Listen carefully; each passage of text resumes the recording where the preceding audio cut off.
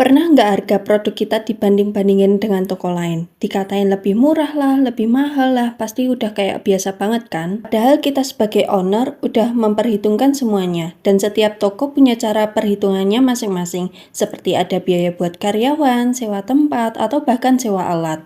Yang perlu kalian tahu, harga barang bukan cuma harga bahan baku aja. Ada listrik, tenaga, dan perintilan-perintilan yang lain yang perlu dihitung juga loh. Nah, dari situ yang membuat harga setiap toko berbeda-beda. Kayak wedang JKJ ini yang harganya cuma 10 ribuan aja kamu udah dapat 5 pieces.